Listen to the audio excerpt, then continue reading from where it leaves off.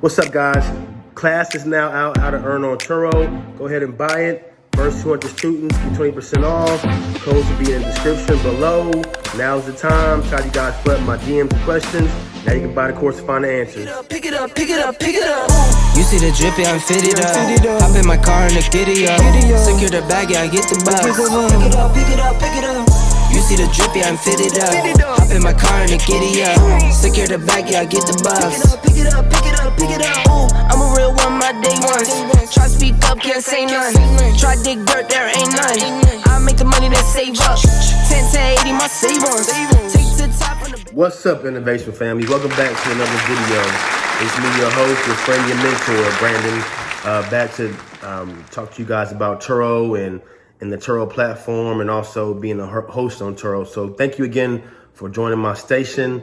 Like, subscribe, refer a friend to my YouTube channel. As always, welcome. So let's jump right into it, guys. So today's video is going to be around, is 2021 a good time for you guys to jump into the Turo business, become a host, work on getting your fleet up, all that good stuff. Is it a good year? Is it time to do it? The answer is always going to be yes, no matter what. And I'm saying that because you only got one life to live, guys. So why wait, put it off? And with all the information you have out here on Google, on YouTube, and all these courses and people you can reach out to, like myself, I know, shameless plug, but so people like myself, reach out to set up a consultation or buy a course on how to get started. When I got started in 2018, as far as going really hard at it, I didn't have any of this stuff. Turo is still an unknown commodity out in the market. And in 2018, you can imagine how it looked three and a half years ago. Nobody knew anything about Turo. So I started out with no experience, no tools, just learning by baptism by fire. You guys now have a chance to be able to reach out to people like myself and other YouTubers and Turo hosts on the platform to ask questions and learn about their do's and don'ts, along with them putting out free content. So that's why I tell people, anytime you can, get information, they can drop tips and gems on you, take that, absorb it, bring it in into your business and how you want to run your Turo business. So let's jump into some of the pros and cons, I think, that go into starting a Turo business. And, let's talk about if this is going to work for you or not. So use me as a tool to help you in your journey along as you rent out vehicles if you decide to do so. So let's jump into it, guys. All right, guys, let's jump into the pros. So let's get right into some of the pros or the positive things with starting a Turo business and growing your fleet or building a fleet. Number one, as you guys know, it's going to be about money and revenue and profit. So people ask me all the time. I get questions in my DMs, I get questions in my email. Is Turo profitable? And I say the same answer. It can be if you do it right, meaning that if you're looking to just have one or two cars on the platform, you can make money as far as to cover some of your expenses, like your monthly car payment, your insurance. You might have a little extra cash on top of that where you can reinvest that money back into your business. Maybe you want to buy another car, use the money you made from Turo, the one or two cars you have, to maybe grow your fleet and use that money for down payments or pay cash for cars. So it can be profitable. You can make some money doing this, but it's going to take time, like I always say. And a lot of my videos are going to be sounding the same and sounding very similar, but it's the truth. I stand by the basic principles, time, put the work in. It's going to take time.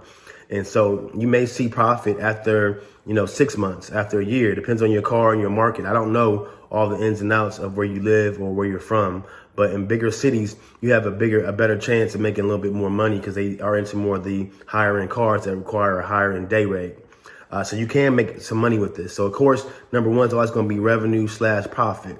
Now, what you want to do as far as the next steps is up to you as far as how you handle your business. But of course, revenue is the biggest thing in making money on the platform, which yes, you can do that. So that answers that question. Another cool pro or a good thing, positive thing is around building relationships. I met so many cool clients and people that I work with on a daily basis by building my Turo fleet.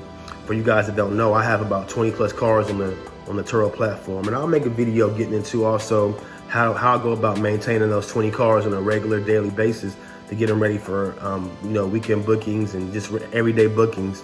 But you build so many cool relationships with people, from people that service your vehicles to to your body guide, you have one, to your detail shop if you go to one, to just your everyday clients that come and meet you and want to know how do you do this? How do you maintain your Turo fleet? People want to know all these things that come rent your vehicles. Like how do you put me onto it? How can you show me how to build a Turo fleet or to even get on the Turo? People have a lot of questions, so it's cool to build those relationships with people you never would have met otherwise outside the Turo platform. So relationships are huge when it comes to maintaining a successful business, because they can get you in faster as far as your vendors and your service providers. They know when I hit them up for a car to be dropped off that they're going to get paid, and they're going to get paid right away, and I'm probably going to have multiple cars we're going to be doing. So those relationships that you foster in your Turo journey are going to be important. Like I was telling a story yesterday about my key guy, the guy that does my keys for me. He has a mobile service. He knows when I hit him up that he's going to be getting probably another 1, 2, 3 cars in the next couple of weeks that need keys or duplications or cars that don't have keys at all. So he's a mobile key guy, comes to me, we talk for about 30, 40 minutes. I ask him how's his family doing, how's his kids doing. So you build those relationships with people you never otherwise would have met in the street. So that's the cool part about having a Turo platform.